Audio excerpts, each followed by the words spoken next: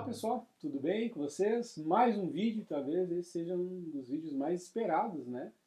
Pelo pessoal dos grupos de estudo, que é o Línguas Estranhas, o Falar em Línguas, né? Como evidência, no Batismo do Espírito Santo, que é o assunto de hoje.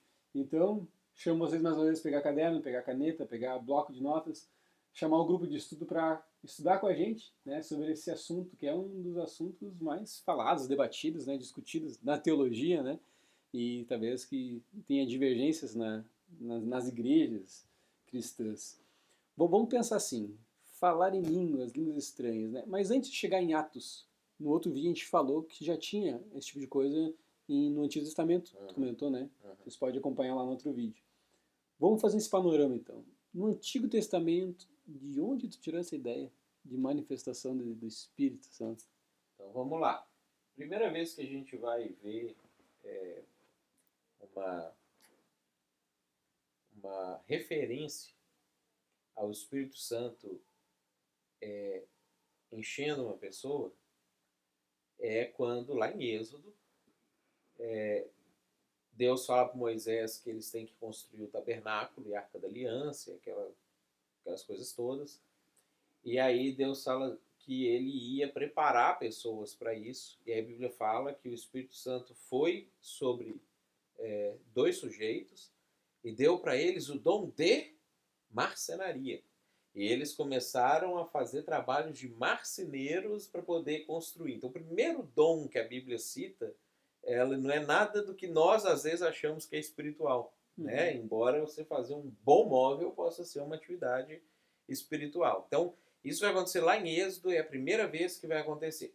Agora, a primeira vez que a gente vai ter uma referência a algo que lembra ou que se assemelha a isso que a gente chama de falar em línguas, eu separei o texto aqui para a gente, vai estar lá em Números. Moisés ele está achando difícil conduzir o povo de Israel, Deus vira e fala assim, eu vou então separar, você separa 70 pessoas que você acha que são pessoas bacanas para tocar o serviço, e eu vou legitimar essa sua escolha tirando do espírito que está em você e colocando sobre eles. Então olha que interessante, embora Moisés nunca tenha tido nenhum tipo de manifestação desse tipo aqui, para que as pessoas entendessem que Deus estava de fato legitimando a ação daqueles escolhidos, acontece uma situação assim, lá no capítulo 11, Números capítulo 11, versículo 25. Então o Senhor desceu na nuvem e lhe falou, e tirando do espírito que estava sobre ele, Moisés, o pôs sobre aqueles 70 anciãos.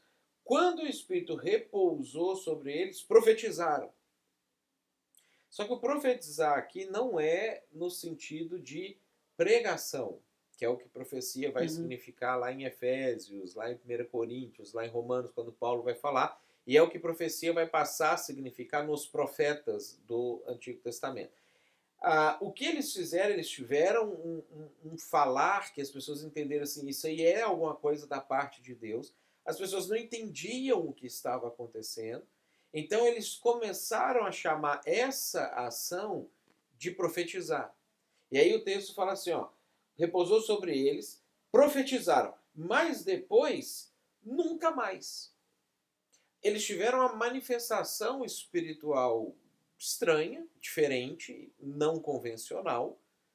Aconteceu, as pessoas presenciaram aquilo, entenderam, não, de fato, Deus está legitimando essas pessoas para serem meus líderes e conduzirem a gente junto com Moisés. Mas aí o texto continua, olha só que interessante. Porém, no arraial ficaram dois homens, um se chamava Eudade e o outro Medade. Repousou sobre eles o Espírito, porquanto estavam entre os inscritos, ainda que não saíram à tenda. E profetizaram no arraial. Aí aconteceu lá no meio do povo. Eles não estavam na igreja, vamos dizer assim. Eles estavam lá no povo. E eles tiveram a mesma manifestação. Aí, correu um moço e anunciou a Moisés e disse, Eudade e Meudade profetizam no arraial. Aí o Josué virou para Moisés e falou assim, Moisés, proíbe-lhe. Porém, Moisés lhe disse, tens tu ciúmes por mim? Tomara todo o povo do Senhor fosse profeta, que o Senhor lhe desse o seu espírito.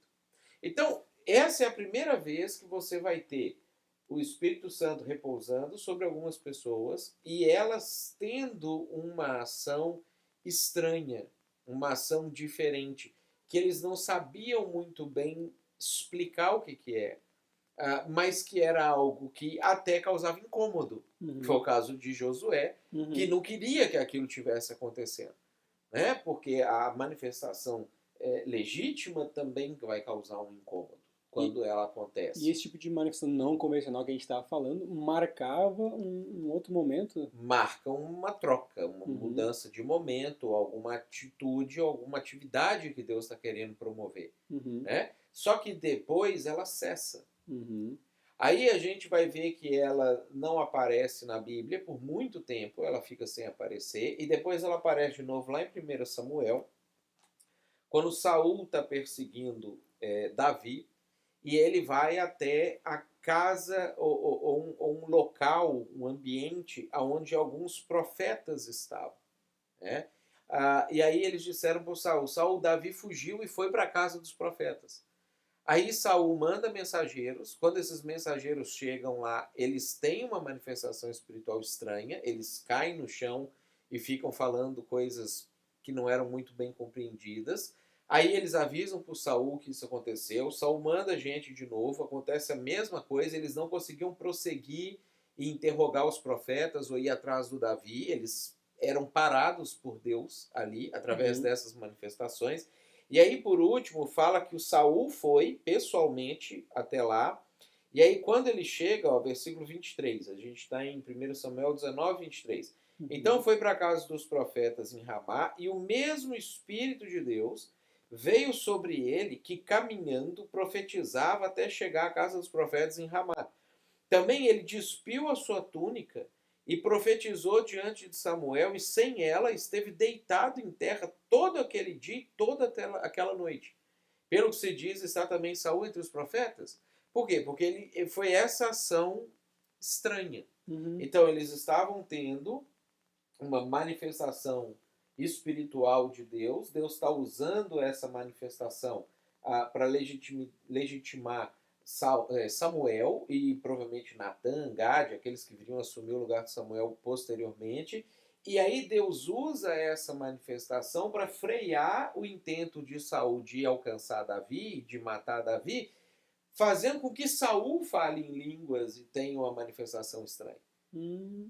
Aí ele cai no chão, ele tira a roupa, ele fica diante de Samuel fazendo aquilo ali uma noite e um dia. Ou um dia e uma noite. Mas daí Saul era um não crente? Saul era um não crente. Nessa altura aqui, ele já tinha... o Espírito Santo já tinha se retirado dele, está lá no capítulo 16, por conta dos pecados dele. Então ele perdeu a salvação dele. Disse que até um demônio já tinha vindo e começado a atormentar ele, tanto que Davi é chamado para tocar harpa, para poder acalmar ele dos transtornos que ele tinha por conta do demônio que estava incomodando ele. E ele, nessa condição de ímpio, de desviado, de afastado de Deus, quando ele chega ali, porque Deus quer marcar uma circunstância, uma situação, ele tem a manifestação. E acontece esse tipo de coisa estranha com ele. E cessou também daí. E cessou também aí. Então a gente registrou lá que eu botei aqui Números 11, né? Depois 1 Samuel 19, Saul. Daí para onde a gente vai depois? Aí a gente chega em Atos. Daí já vai transportar para Atos. Vamos chegar lá. Então, quando a gente chega em Atos, no capítulo 2, a gente falou isso no vídeo anterior, o que acontece ali não é a mesma coisa que tinha acontecido aqui. No capítulo 2, eles recebem o dom de línguas, e aí quando isso acontece, eles saem da casa onde eles estão e eles não têm uma coisa assim, eles não rolam no chão, não fica gritando, não tem nada desse tipo de coisa, que é o que acontece com Saul, né? Com os apóstolos aqui não é isso que acontece, eles saem dali e eles começam, fala assim, ó, quando pois fez ouvir aquela voz, afluiu a multidão, estou no 2:6, que se possuiu de perplexidade, porquanto cada um os ouvia falar na sua própria língua. E aí eles ficaram assim, puxa, mas são galileus, como que a gente escuta a própria língua? Aí eles citam vários países que estavam representados lá, enquanto outros zombando diziam, eles estão embriagados. E aí o Pedro fala assim, não, nós não estamos embriagados. E aí Pedro prega e 3.000 pessoas se convertem. Agora, quando a gente pula, e aí é interessante a gente ver essas coisas das marcações. Lá para o capítulo 8 de Atos, nós vamos ter um movimento parecido com esse de Saul acontecendo em Samaria, a partir ali do versículo 14, quem quiser acompanhar ali pode ler o texto. Por quê? Porque eles tinham que legitimar que os samaritanos também poderiam ser cristãos, porque até então os discípulos achavam que só judeus poderiam ser cristãos. E como eles eram inimigos dos samaritanos, como que eles iam explicar que um inimigo samaritano ia fazer parte da comunidade judaica dos que seguiam Jesus? Porque até esse momento eles ainda se consideravam judeus que acreditavam no Messias, e não um outro grupo, uma outra religião. E aí depois isso vai se repetir novamente no capítulo 10 de Atos, que é quando Pedro vai pregar para os gentios, onde Cornélio é um deles, para os romanos, e ele chega na casa de Cornélio, ele está pregando o evangelho, e de repente, no meio da pregação, Cornélio e os seus começam a falar em línguas. E aí Pedro observa aquilo e ele tem a certeza, a convicção de que Deus tinha dado o Espírito Santo para eles, e esse sinal marca o não-judeu, o gentio, porque o samaritano era um meio-judeu. Né? Então o não-judeu também pode fazer parte da igreja. Ele também pode fazer parte da comunidade. Então o que a gente vai ver é que esse fenômeno diferente, estranho, ele marca alguns momentos da história, e depois quando a gente vai estudar a repetição disso na história, são momentos de virada, como os valdenses que resistiam a alguma corrupção da Igreja Católica, os primeiros movimentos missionários, quando alguns cristãos europeus entenderam que eles tinham que sair, porque a igreja era só para atender crente e eles mesmos. E eles começaram a entender, não, a gente tem que evangelizar os outros povos, a gente tem que levar o evangelho para outros lugares, colocar a mão no bolso, enviar os melhores que nós temos para outros países, para treinar eles, para eles aprenderem os idiomas, aprender a cultura e ir para outro país. Nos Estados Unidos, em alguns movimentos de avivamento da igreja, e que por causa desses avivamentos nos Estados Unidos, que o evangelho propagou tanto no mundo nos últimos 200 anos, tendo os americanos como a principal fonte propagadora do evangelho, esses movimentos, a gente vai observar que existe uma coisa semelhante a isso que vinha acontecendo desde o Antigo Testamento. Quando Deus quer marcar uma situação, tem uma manifestação espiritual estranha, para legitimar para aquelas pessoas que elas devem atender aquele chamado de Deus ou fazer aquela situação de Deus, mas isso cessa. Uma pergunta desse FIC, né, antes de a gente entrar no Línguas Estranhas e Batismo, é como é que a gente pode identificar isso, então? É Deus, não é Deus, sabe? Porque, tipo, tem os textos da Bíblia e tem também na história da igreja. Como é que a gente pode, talvez, elaborar uma teologia saudável em cima disso, né? Como é que a gente pode, talvez, organizar isso, assim, para o pessoal poder entender ou pensar sobre isso? A gente vai observar que, a partir daquilo que Jesus falou, que a ação do Espírito Santo ela seria para, de alguma maneira, testemunhar do próprio Jesus, de que essas manifestações na história da igreja, né, então vamos falar do Novo Testamento para os nossos dias, elas vão acontecer e a gente pode entender assim, tá, isso aqui parece que é uma manifestação legítima, elas vão acontecer em momentos que a igreja está adormecida, ou está letárgica, ou ela não sacou que precisa fazer alguma virada na história, e aí um movimento desse surge para poder despertar a igreja para uma realidade. Para que ela preste atenção que, olha, a gente tem que apontar para lá, ou a gente tem que fazer isso aqui, ou a gente precisa mudar essas outras coisas que estão acontecendo aqui. E são movimentos que eles não são provocados. Eles não são movimentos que a pessoa está ali buscando e acontece. Então, tanto aqui nos momentos bíblicos que a gente vê ele acontecendo, Quanto aos movimentos legítimos que a gente vê na história, ele acontece. As pessoas estão ali tentando entender alguma questão a respeito de qual é o próximo passo a dar, o que eu preciso fazer, para onde eu tenho que me direcionar. E aí Deus aponta o caminho e faz um troço desse acontecer como uma maneira de eu estou mesmo aprovando isso aqui, eu estou mesmo apontando esse caminho. Mas em Atos 2 eles não estavam pedindo, e daí receberam? Como é que a gente organiza isso assim? Eles não estavam buscando o dom de línguas ou uma Hum. manifestação espiritual.